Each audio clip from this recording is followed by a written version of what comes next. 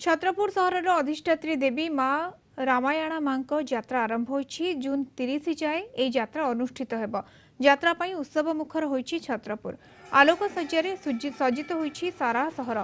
सोमवार विलंबित रात्रि माँ रामायणा माँ मथारु फूल खसिबा परे बाद्य बाजणार सहित सहर परिक्रमा कराई निज बापघर को नेइछंती यात्रा कमिटीर सदस्य। सेठारे पूजक माने रीतिनीति अनुसार मां को आरती करने सहित पूजा अर्चना करथिले। बहु भक्त एकाठी होई मां को घट दर्शन करछंती। आसंता 29 तारिखरु मां को घट सहर परिक्रमा करिब। सहरर गली कंदी बुली घर को घर जाई भक्तों ठारू भोग ग्रहण करिवे मां। जून 12 रु पिलांक मनोरंजन पाई सहर रे रामदोली समेत मीना बजार खोलाजिब। यात्रा पाई घरे घरे एबेठू पिठापणार आसर जमिलाणी।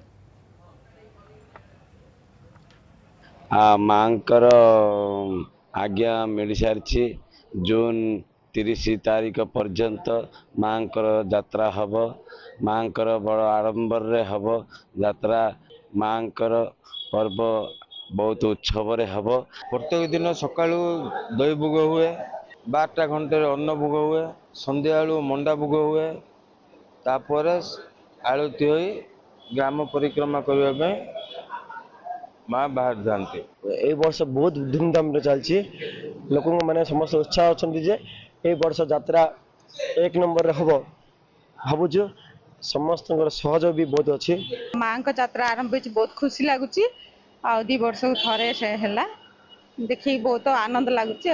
ब्रह्मपुर आयोजित दक्षिण ओडिशार प्रसिद्ध ठाकुराणी यात्रा को अनुकरण करी एठी भी पालित होछि माँ रामायण माँ ठाकुराणी यात्रा। भक्तों गहन रे माँ बाहरिबे नगर परिक्रमा रे। घर को घर बुली भक्तों ठारू भोग भी ग्रहण करिवे।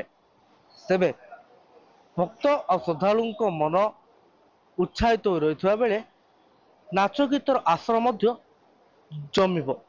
छत्रपुर संतोष कुमार साहू, कलिंग टीवी।